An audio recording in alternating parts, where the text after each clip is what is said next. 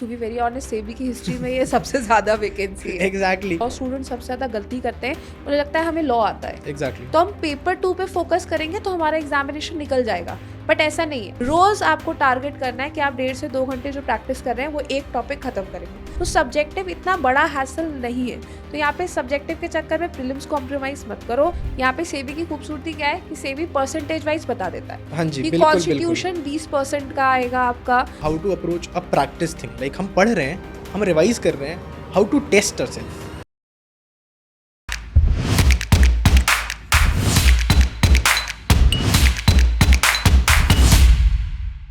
Hi guys, welcome to legal edge after college. मेरा नाम है Shayant hi guys, welcome to legal edge after college. मैं हूँ प्रियंका। और SEBI grade A law officer exam की वैकेंसी आ गई है। कई स्टूडेंट्स प्रिपेयर कर रहे होंगे इस एग्जाम्स के बारे में, तो आपके पास बहुत सारे डाउट्स होंगे और इन्हीं डाउट्स को आंसर करने के लिए will be discussing everything here. Starting with the first thing, ma'am, SEBI की एग्जाम है दैट इज ऑन 10th जनवरी। अभी से प्रिपेयर करना, is it doable time for prelims? Definitely. You have almost more than a month, not more, just more than a month. You have approximately 40 days in your hand. 40 And 45 days। हाँ 40-45 days में, चूंकि अभी IBPS का जी, prelims अभी निकला है, exactly. तो prelims prepare करना डुएबल है। प्रीलिम्स प्रिपेयर करना डूएबल है।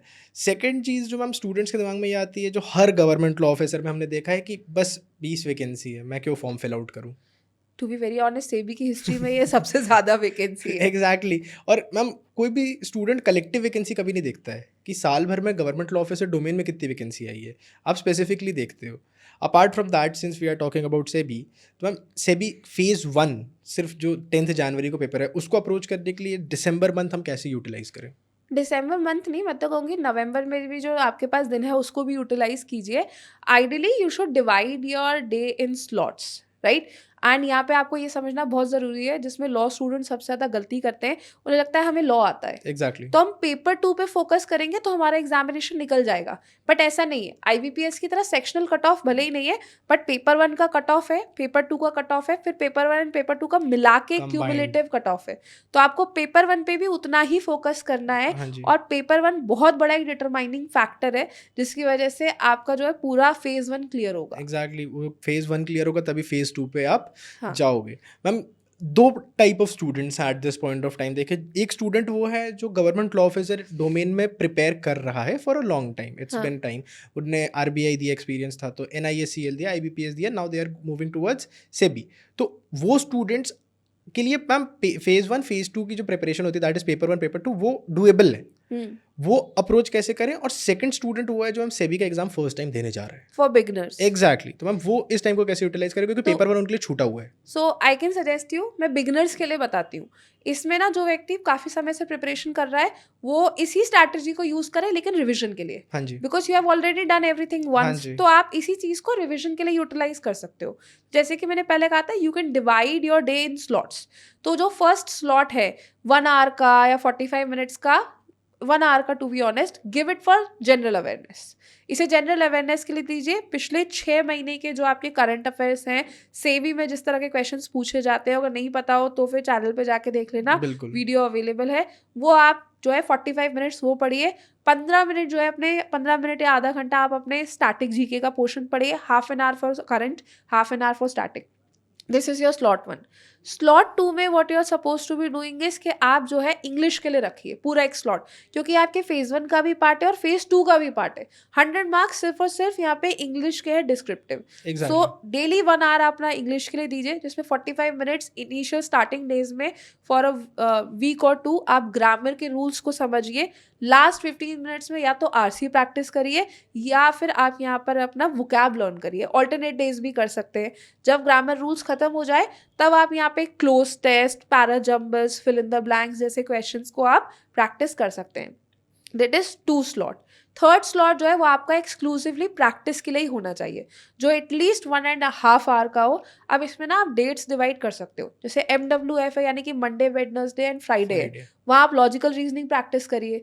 TTS है, यानी कि आपका ट्यूसडे, थर्सडे एंड सैटरडे है, वहाँ आप अपना क्वांट प्रैक्टिस करिए। Make a list of all the topics which comes in logical reasoning, जैसे कि पजल है, सिटिंग अरेंजमेंट है, ब्लड रिलेशन से क्वेश्चंस आते हैं, जैसे कि आपका सिलोजिज्म है, या क्रिटिकल रीजनिंग के टॉपिक्स हैं।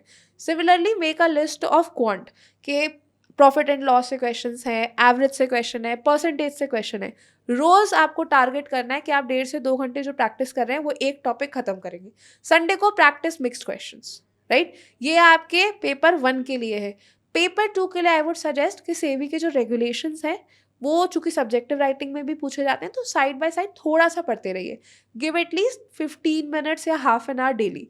बाकी 2 to 3 आवर्स यहाँ आपको अपने फेज 1 के लॉ के सब्जेक्ट्स के लिए देने पड़ेंगे। तो यहाँ पे उन्हें पढ़िए और साथ ही साथ उनका रिवीजन करिए। If you are targeting constitution right now, constitution के बाद अगर आप सिविल प्रोसीजर कोड पिक कर रहे हैं तो कॉन्स्टिट्यूशन को रिवीजन पे डाल दीजिए। तो मैम जैसा आपने बताया कि descriptive is also a criteria in this SEBI exam which is very true. तो मैम अभी स्टूडेंट्स का ये हेड स्पेस है कि पहले 10 जनवरी वाले पेपर के लिए मैं तैयारी करता हूँ, फिर मैं 21 फरवरी वाले पे जाऊँगा। तो ma'am is it a ideal approach कि मैं मेंस की प्रिपरेशन बैक एंड पे रखूँ? आइडियल अप्रोच पता है बैलेंस में होती है जी। तो यहाँ अगर सबसे ज़्यादा तो अभी सिर्फ मेंस पे फोकस कर रहे हो कि मेरे को सब्जेक्टिव राइटिंग करनी है तो सबसे पहले तो जो पेपर 2 है वो 100 मार्क्स का है, जी। जिसमें से 70 एमसीक्यूज है, 30 सब्जेक्टिव राइटिंग का है। So they are going to be 3 questions on subjective writing.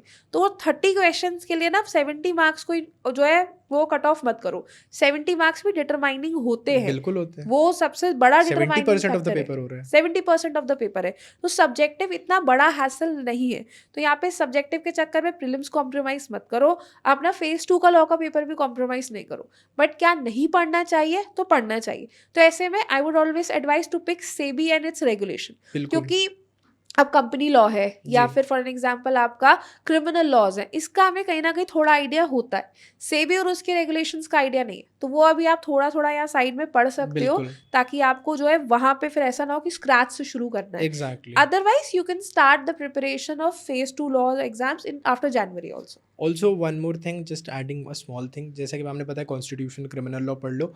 Start सबसे पहले करना नोटिफिकेशन पढ़ लेना, क्योंकि उसमें हाँ। सिलेबस बहुत प्रॉपरली लिखा है। कॉन्स्टिट्यूशन सुन के बड़ा लग रहा होगा, क्रिमिनल लॉ सुन के बहुत बड़ा लग रहा होगा, same goes with company law, लेकिन नोटिफिकेशन में बहुत क्लियरली मैंशनड है कि उनको क्या क्या टॉपिक चाहिए। कॉन्स्टिट्यूशन के पार्ट्स मैंशनड हैं, same goes with company law, उनने स्पेसिफिक पार्ट्स मैंशन कर रखे कि उनको कंपनी लॉ से क्या चाहिए क्या नहीं चाहिए इस डोमेन में, ठीक है। तो एक बार नोटिफिकेशन गो थ्रू ज़रूर कर लेना बिफोर स्टार्टिंग और प्रिपरेशन, या कर भी रहे हो तो जस्ट नोट डाउन कि सेबी की रिक्वायरमेंट क्या है। And criminal law and company law are part of your phase 2. Exactly. तो उसकी प्रिपरेशन आई वुड एडवाइस कि अभी मत जी। करना, focus more on your phase 1 subjects, non law subjects non law and subjects law and law subjects. Balance is subjects. required there. Balance is required.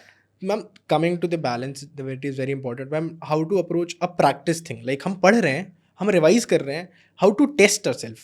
Right after you have done revising a subject. So for an example यहाँ पे सेबी की खूबसूरती क्या है कि SEBI percentage wise बता देता है हाँ जी, कि बिल्कुल, कॉन्स्टिट्यूशन 20% का आएगा आपका, torts and consumer protection act आपका 10% का आएगा। So your smart approach is कि torts and consumer protection act से क्यों शुरुआत करोगे, जो आपका 20-25% का सब्जेक्ट है वहां से शुरुआत करो, ज्यादा क्वेश्चन आएंगे, बिल्कुल। राइट। तो start with the constitution. Constitution के बाद हाईएस्ट वेटेज में आपका सीपीसी आता जी, है। तो exactly. Once you are done with constitution, आप सीपीसी शुरू करने जा रहे हैं, सीपीसी भी पूरा नहीं आ रहा है, पार्ट्स में आ रहा है, राइट। तो कॉन्स्टिट्यूशन को रिवीजन पे डाल दो, राइट। Exactly. और सीपीसी साथ में पढ़ते चलो। That means you should be doing 2 subjects eight one time, right. जैसे ही आपका सीपीसी खत्म होगा, कॉन्स्टिट्यूशन का रिवीजन खत्म हो जाएगा।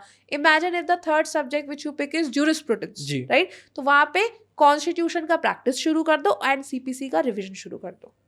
तो I guess we covered everything with respect to phase 1, phase 2। इसके अलावा if you have any doubt, comment section is always available to you, first thing. Second thing, if you are preparing for SEBI grade A law officer exam for the current cycle and if you need any guidance, any course, you can reach out to us at 6363286363। Guys if you are facing any problem या फिर strategy से related भी कोई भी doubt है ना, सेबी है, सेबी के अलावा भी कोई भी कॉम्पिटिटिव एग्जाम है ना, so you must know that we are here for you. All you have to do is write us in the comment section and we will wait for you. Thank you everyone. Like, share and subscribe. And if you like the video, then like, share and subscribe.